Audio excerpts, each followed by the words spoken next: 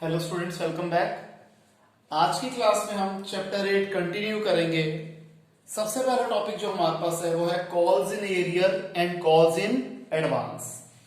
सबसे पहले calls in arrear का मतलब क्या होता है?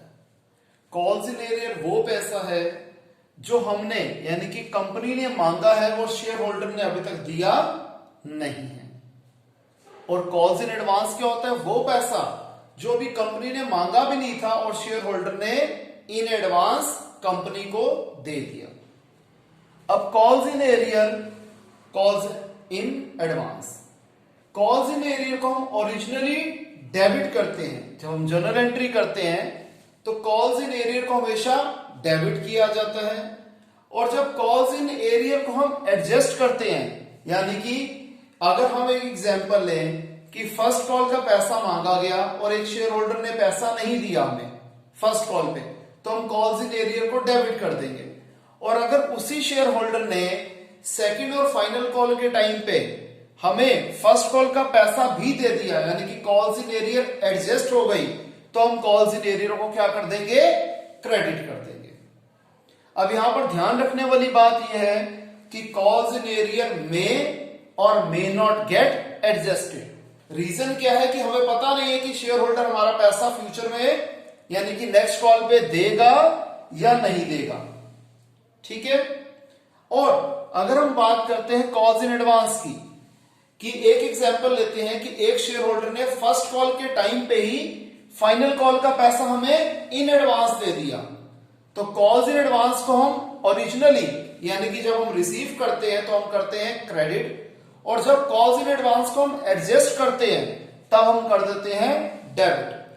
अब यहां पर ध्यान रखने वाली बात यह है कि कॉल्स इन एडवांस हमेशा एडजस्ट होता ही होता है, क्योंकि कंपनी ऐसे किसी के पैसे रख नहीं सकती। अगर किसी के पैसे इन एडवांस कंपनी के पास आ गए तो वो वाले पैसे एडजस्ट होते ही हैं। यही मैंने दो स्टेटमेंट्स स्टार्टिंग में लिखी हैं कि calls in arrear is originally debited and when it is adjusted it is credited. It may or may not get adjusted, जैसा आपको बताया था। सिमिलरली जैसे आपको बताया था कि कॉल्स इन एडवांस को हम ओरिजिनली क्रेडिट करते हैं और जब इसे एडजस्ट किया जाता है तो हम डेबिट कर देते हैं, और कॉल्स इन एडवांस हमेशा एडजस्ट होता ही होता है। आइए, बहुत आसान कॉन्सेप्ट है, इसको हम इलस्ट्रेशन 27 से क्लियर करते हैं कि बेंटेक लिमिटेड की ऑथराइज कैपिटल है 12.5 लाख रुपए की, जो कि डिवाइडेड है 12,500 शेयर, जो कि 100 रुपीज वाले हैं। लेकिन ये कंपनी ऑफर कर रही है लोगों को 10,000 शेयर्स, तो ऑथराइज कैपिटल से हमें कोई लेना देना नहीं है, वो सिर्फ बैलेंस शीट का पार्ट होता है। तो हम लिखेंगे हम 10,000 शेयर इश्यू कर रहे हैं 100 रुपए वाले। पेमेंट प्लान है 25 रुपीज एप्लीकेशन पे, 25 रुपीज अलॉटमेंट पे, 30 रुपीज फर्स्ट कॉल पे और 20 rupees second and final call पे। सारे शेयर्स को सब्सक्राइब किया गया था, सारा पैसा मिल गया अलॉटमेंट तक। ठीक है जी, अलॉटमेंट भी कर दी गई, सारा पैसा मिल गया। सिर्फ second and final call money 500 shares की नहीं मिली, और इसे हम कॉल्स इन एरियर अकाउंट में ट्रांसफर कर रहे हैं। अब इन्होंने यहां पर क्लियरली मेंशन कर दिया कि कॉल्स इन एरियर अकाउंट में ट्रांसफर कर रहे हैं, तो कॉल्स इन एरियर को दिखाना जरूरी है। नहीं तो पीछे हमने कुछ क्वेश्चंस ऐसे भी करे थे जहां पर हमने डायरेक्ट लिख दिया था और कॉल्स इन एरियर को शो नहीं किया था। तो कॉल्स इन एरियर को कैसे शो करते हैं, आइए देखते हैं। क्वेश्चन आप लोगों को डिस्कस कर लिया। एकदम सिंपल सा क्वेश्चन है। पहले शेयर एप्लीकेशन का पैसा आता है तो हम क्या करते हैं? Bank account debited to share application account. 10,000 share की 25 रुपीज एप्लीकेशन मनी है, 2.5 लाख रुपए। Second entry, share application account debited to share capital. Application का पैसा शेयर कैपिटल अकाउंट में ट्रांसफर हो गया, 10,000 इंटू 25, 2.5 लाख रुपए। फिर अलॉटमेंट पे हम पैसा ड्यू करेंगे, मांगेंगे। Share allotment account debited to share capital 10,000 into 25, 2.5 lakh. फिर हमें ये पैसा मिल गया। Bank account debited to share allotment account 10,000 into 25, 2.5 lakh रुपए। फिर हम फर्स्ट कॉल की ड्यू की एंट्री करेंगे।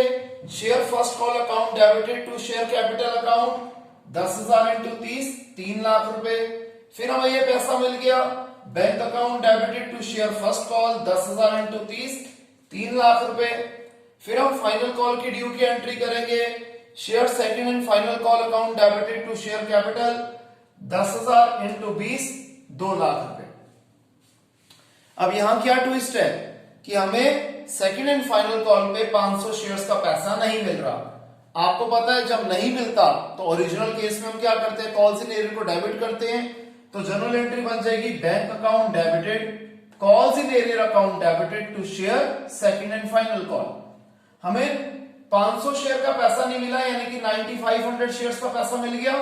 9500 इंटू 20, 1,90,000। 500 शेयर का पैसा नहीं मिला, 500 इंटू 20, 10,000। और टोटल पैसा कितना था, 10,000 इंटू 20, 2 लाख रुपए। तो ये हमने कॉल्स इन एरियर की ट्रीटमेंट कर दी।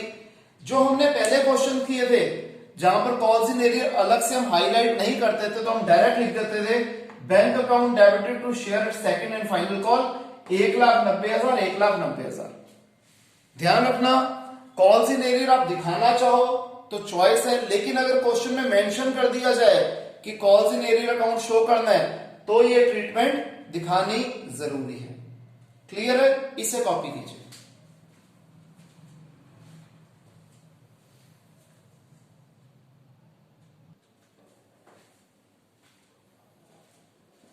तो आइए स्टूडेंट्स, अब एक बहुत ही इंटरेस्टिंग क्वेश्चन करते हैं। ये क्वेश्चन ऐसा है जिसके अंदर हमें calls in arrear, calls in advance दोनों दिए हुए हैं और दोनों की एडजस्टमेंट भी दी हुई है। तो आइए क्वेश्चन देखते हैं। इलस्ट्रेशन 30 में कहता है कंपनी 10,000 इक्विटी शेयर बेचना चाहती है 10 रुपए वाले। पेमेंट प्लान है 334। लोगों ने अप्लाई किया 13,000 शेयर के लिए। कंपनी ने 3,000 शेयर्स को पैसा रिफंड कर दिया और 10,000 वालों शेयर्स को पूरे 10,000 शेयर्स अलॉट कर दिए। अब एक शेयर होल्डर था जिसके पास 200 शेयर्स थे। इसने अलॉटमेंट के टाइम पे फर्स्ट और फाइनल कॉल मनी दे दी, यानी कि इसने हमें कॉल्स इन एडवांस कर दिया।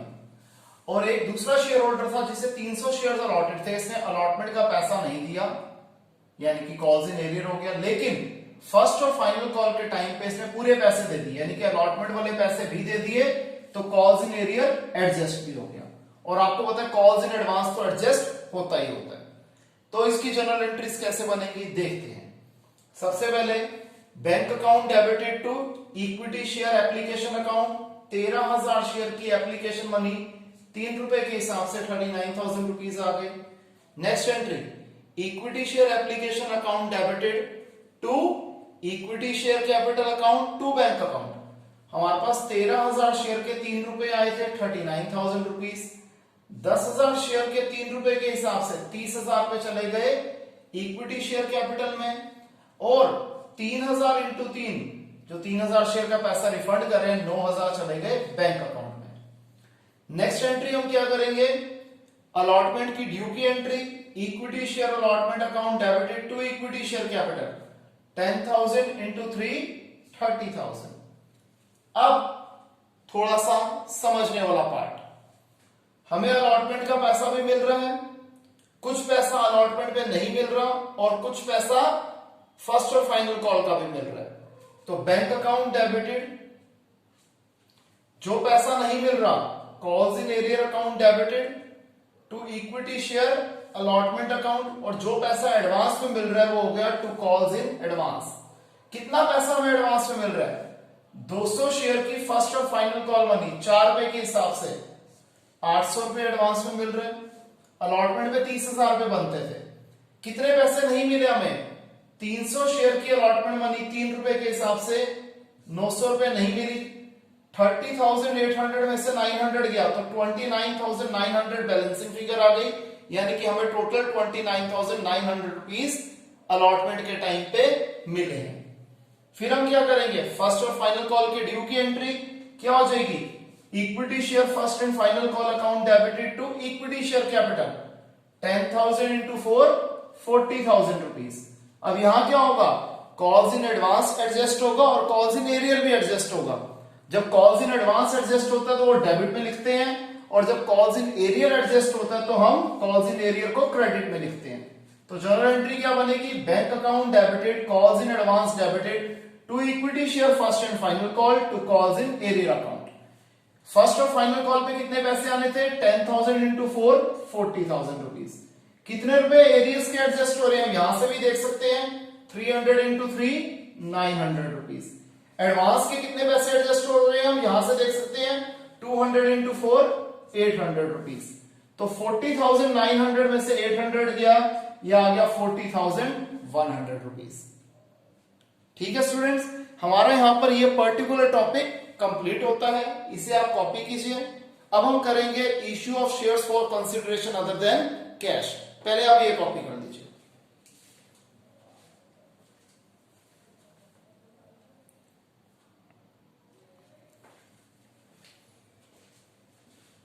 तो अब जो हमारा टॉपिक है वो है issue of shares for consideration other than cash.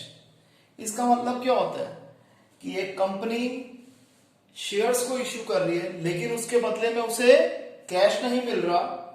यहां पर क्या हुआ कि कंपनी ने, हमारी कंपनी ने कोई एसेट खरीदा और उस दुकानदार को या फिर उस ऑर्गेनाइजेशन को जिससे हमने एसेट खरीदा उसको कैश ना देते हुए हमने अपनी कंपनी के शेयर्स दे दिए।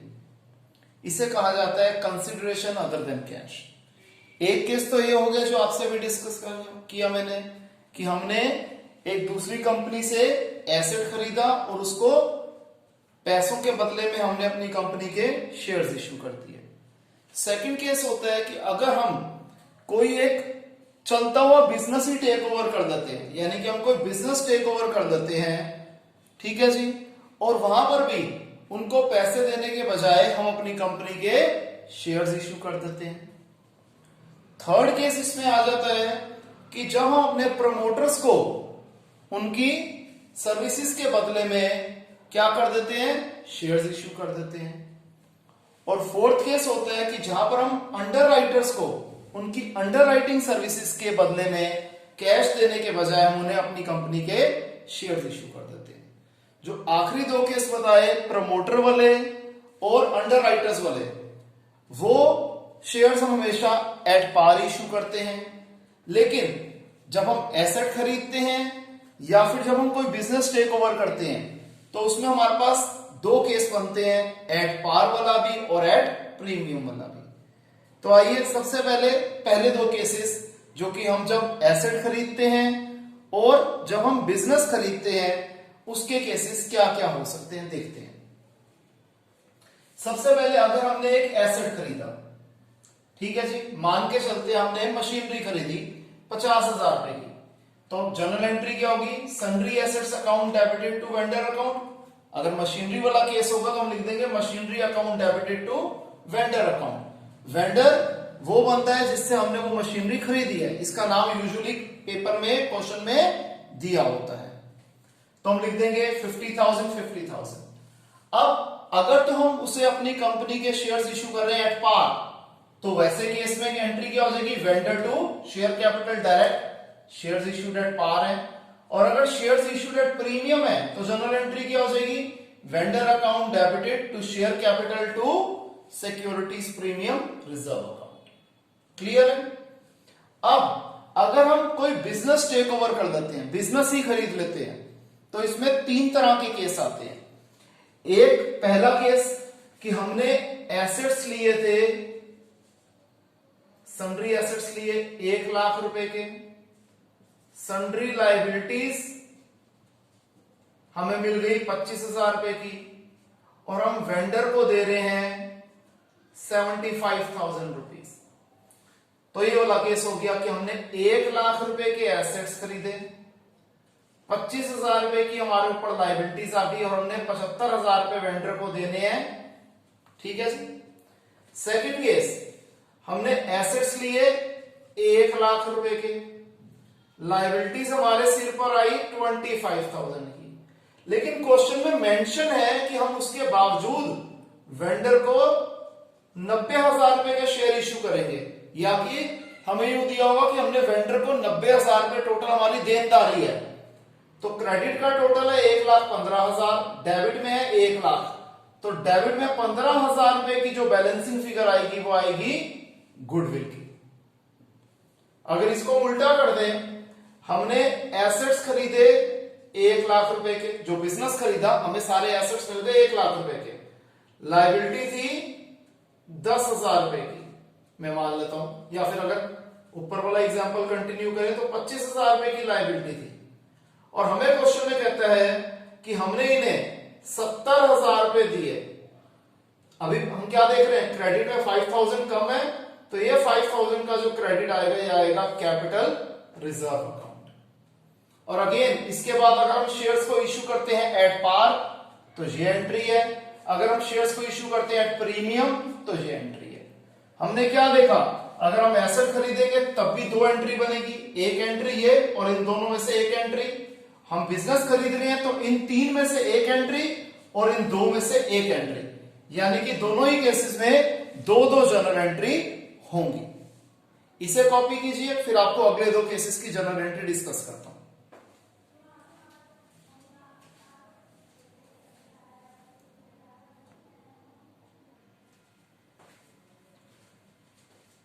तो थर्ड केस हमारा है issue of shares to promoters. इसकी फर्स्ट जनरल एंट्री होती है incorporation expenses account debited to promoters account, और जब हम इनको शेयर्स इश्यू करेंगे तब एंट्री हो जाएगी promoters account debited to share capital account. इसी तरीके से जब हम अंडर राइटर्स को शेयर इश्यू करते हैं तो सबसे पहले हम उनका पैसा ड्यू करते हैं, उनकी अंडर राइटिंग कमीशन को ड्यू करते हैं, तब एंट्री होती है underwriting commission account debited to underwriters. और जब हम इसको अंडर राइटर्स को शेयर इश्यू कर देंगे तब एंट्री हो जाएगी underwriters account debited to share capital account. Clear है स्टूडेंट्स? इन जनरल एंट्रीज को कॉपी करो, फिर इस पूरे कॉन्सेप्ट की हम अलग अलग इलस्ट्रेशंस ट्राई करते हैं जिससे कॉन्सेप्ट एकदम क्लियर हो जाए।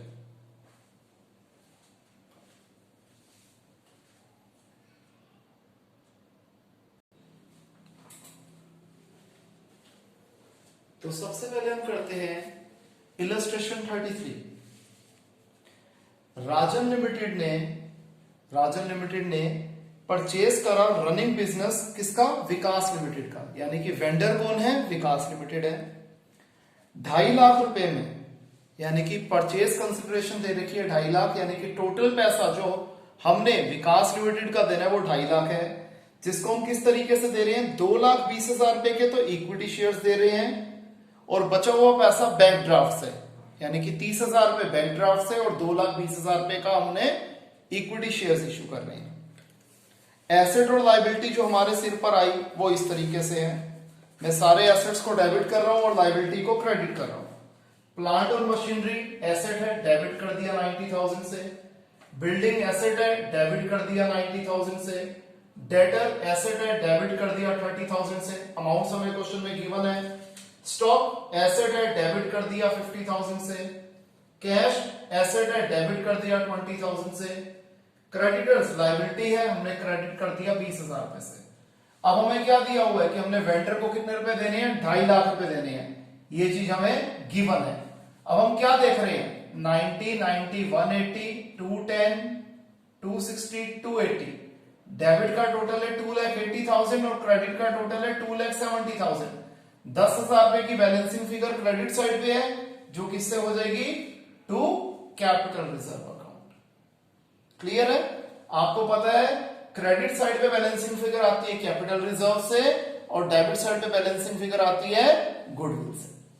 अब ये जो हमने 2.5 लाख रुपए विकास लिमिटेड के देने थे तो हमने क्या कर दिया, वेंडर अकाउंट डेबिटेड 2.5 लाख रुपए, शेयर्स इश्यू करके दिए 2,20,000 रुपए के, equity shares fully paid up, तो to equity share capital account 2,20,000 रुपए, 30,000 रुपए का हमने उन्हें बैंक ड्राफ्ट दे दिया, तो टू बैंक अकाउंट 30,000 रुपीज। यानी कि जो सेकंड एंट्री है वो क्या होगी, vendor to share capital to bank. To bank यहां पर एक्स्ट्रा इसलिए आ गया क्योंकि हमने पेमेंट बैंक ड्राफ्ट से करी है। नेक्स्ट क्वेश्चन 34, इसमें कहते हैं पेट्रोमैक्स लिमिटेड इश्यू कर रही है 2,500 शेयर 10 रुपीज वाले फुली पेड है, किनको, प्रमोटर्स को, उनकी सर्विसेज के लिए।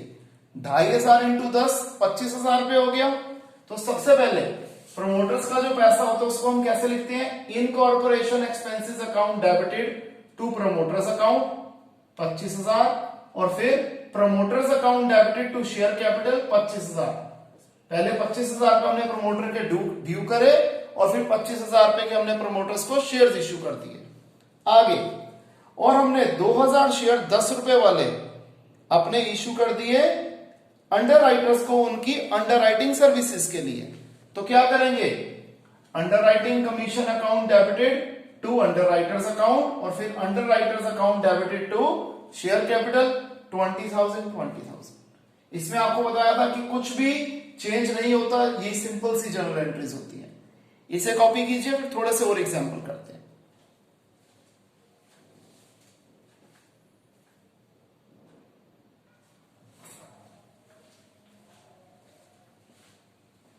नेक्स्ट क्वेश्चन जो हम कर रहे हैं वो है इलस्ट्रेशन 35।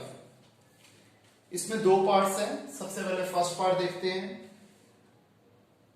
कि गोपाल लिमिटेड इसने क्या करा, सबसे पहले फर्नीचर खरीदा 2.5 लाख रुपए का, किससे, मैसर्स फर्नीचर मार्ट से।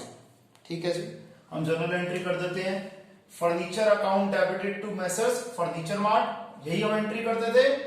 Sundry assets account debited to vendor account. फिर हमने इन्हें जो शेयर्स इश्यू करके दिए हैं वो 10 रुपए वाले 25% प्रीमियम पे इश्यू करके दिए हैं। देखिए इसकी कैलकुलेशन मैं आपको यहां करके दिखाता हूं। जो फेस वैल्यू है एक शेयर की वो क्या है, ₹10 है। स्पेस की थोड़ी कंस्टेंट है इसलिए थोड़ा शॉर्ट में लिखूंगा। इसका प्रीमियम है 25% ऑफ ₹10, जो कि आ गया आपका 2.5 रुपीज। तो इश्यू प्राइस क्या हो गया, 10 प्लस 2.5 12.5 रुपीज। अब हम कितने शेयर्स इश्यू करके देंगे इन्हें, number of shares to be issued हो जाएगा, हमने इनके देने थे 2.5 लाख रुपए, इसे डिवाइड कर देते हैं हम 12.5 से, तो number of shares to be issued आ जाएगा। हम इन्हें 20,000 शेयर इश्यू करके देंगे। इन शेयर्स की फेस वैल्यू क्या हुई, 20,000 into 10 that is 2 lakh rupees. तो जनरल एंट्री क्या बनेगी, messrs furniture mart debited to equity share capital to SPR. Premium के केस में ये एंट्री करते थे। मैसर्स फर्नीचर मार्ट में तो अमाउंट आना है 2.5 लाख रुपए। इक्विटी शेयर कैपिटल में क्या आ जाएगा, 2 लाख रुपीज। ये अमाउंट हमने ऐसे निकाला। और टू एसपीआर, एसपीआर कितना है, 2.5 लाख में से 2 लाख गए 50,000। क्लियर। सेकंड पार्ट देखते हैं। हमने एक बिजनेस खरीद लिया, किससे, अमन लिमिटेड से। वेंडर का नाम है अमन लिमिटेड। 15 लाख रुपए में, हमें परचेज कंसिडरेशन क्लियरली मेंशन है 15 लाख रुपए की है। और ये पैसे हम कैसे दे रहे हैं, 12 लाख रुपए के इक्विटी शेयर्स इश्यू करके दे रहे हैं और बचा हुआ पैसा बैंक ड्राफ्ट से। प्रीमियम का केस नहीं है। एसेट्स जो हमने खरीदे, जो हमारे पास आए, प्लांट 3.5 लाख रुपए का, स्टॉक 4.5 लाख रुपए का, लैंड एंड बिल्डिंग 6 लाख रुपए का और क्रेडिटर्स 1 लाख रुपीस थे। और हमें दिया हुआ है कि हमने अमन लिमिटेड के कितने रुपए देने हैं, 15 लाख रुपए देने हैं। अब हम क्या देख रहे हैं, क्रेडिट का टोटल है 16 लाख और डेबिट का टोटल क्या है, 6, 10, 13, 14 लाख। तो 2 लाख रुपए जो डेबिट में बैलेंसिंग फिगर आएगी वो गुडविल की आएगी। और ये जो हमने अमन लिमिटेड के 15 लाख रुपीस देने थे, इसमें हम 12 लाख रुपए के शेयर इश्यू कर रहे हैं और 3 लाख रुपए का बैंक ड्राफ्ट दे रहे हैं। और ये जो हमारा वर्किंग नोट था, ये था फर्स्ट पार्ट। क्लियर है। आइए इलस्ट्रेशन 36 देखते हैं। इसमें क्या कह रहा है, इसमें कहता है कि के लिमिटेड ने एसेट्स खरीदे 15 लाख रुपए के, लायबिलिटी आई 5 लाख रुपए की, और ये इन्होंने बिजनेस किससे खरीदा, पी लिमिटेड से खरीदा। और इनको जो पैसे दिए हैं वो देने हैं 13,68,500 रुपीज। ठीक है जी। सबसे पहले क्या हो जाएगा, sundry assets account debited 15 lakh to sundry liability 5 lakh. और हमने इनके कितने पैसे देने हैं, 13,68,500 रुपीज देने हैं। तो ऑब्वियसली बात है बैलेंसिंग फिगर डेबिट साइड में आ रही है, वो होगी गुडविल की। ये एंट्री क्लियर। सेकेंड एंट्री क्या होगी, पी लिमिटेड के देने थे 13,68,500 रुपीज, जिसमें से आगे क्वेश्चन में पढ़िए क्या कहते हैं कि हमने 25,500 रुपए का तो उन्हें प्रोमिसरी नोट इश्यू कर दिया, तो टू बिल्स पेएबल 25,500, और बचे हुए पैसे हमने शेयर्स में दिए, वो शेयर्स जो कि हमने 25% प्रीमियम पे इश्यू करे। इसका अमाउंट निकालना सिखाता हूं। अगेन जैसे हमने इसमें किया था फर्स्ट पार्ट में, सेम प्रोसीजर है। फेस वैल्यू है शेयर की 100 रुपए, कोइंसिडेंटली प्रीमियम इसमें भी 25% है, 25% ऑफ 100 रुपीज, आ गया 25 रुपीज। तो इश्यू प्राइस क्या हो गया शेयर का, 100 प्लस 25 125 रुपीज। अब हमने जो है पी लिमिटेड के कितने रुपए देने थे, 13,68,500 रुपीज देने थे, जिनमें से 25,500 का तो हमने उन्हें प्रोमिसरी नोट इश्यू कर दिया, तो डिफरेंस जो है 13,43,000 रुपीज हमने उन्हें देने हैं। इतने रुपीज के हम इनको शेयर्स इश्यू करके दे रहे हैं at a premium of 25 rupees, तो शेयर का इश्यू प्राइस क्या, 125 रुपीज। तो number of shares to be issued कैसे निकलेंगे, 13,43,000 अपॉन 125, तो आ गया 10,744 शेयर्स हम इन्हें इश्यू करके देंगे, जिसकी फेस वैल्यू क्या होगी, हम इसे 100 से मल्टीप्लाई कर देंगे, ये आ जाएगी 10,74,400। और बचा हुआ पैसा यानी कि 13,43,000 में से अगर हम 10,74,400 निकाल देते हैं तो वो पैसा आ जाता है एसपीआर का। इसको हम यूं भी निकाल सकते थे, नहीं तो बैलेंसिंग फिगर से भी निकाल सकते थे, वही बात है, बैलेंसिंग फिगर भी ऐसे निकलती। तो जो हमने पी लिमिटेड के पैसे देने थे उसको हमने बिल्स पेबल इश्यू कर दिए, और बचे हुए पैसे किस फॉर्म में दिए, shares which are issued at premium. तो जनरल एंट्री क्या हो जाएगी, P limited to bills payable to equity share capital to SPR. इसके अमाउंट कैसे निकले आपको क्लियरली समझा दिए गए। क्लियर है स्टूडेंट्स, इसे कॉपी कीजिए।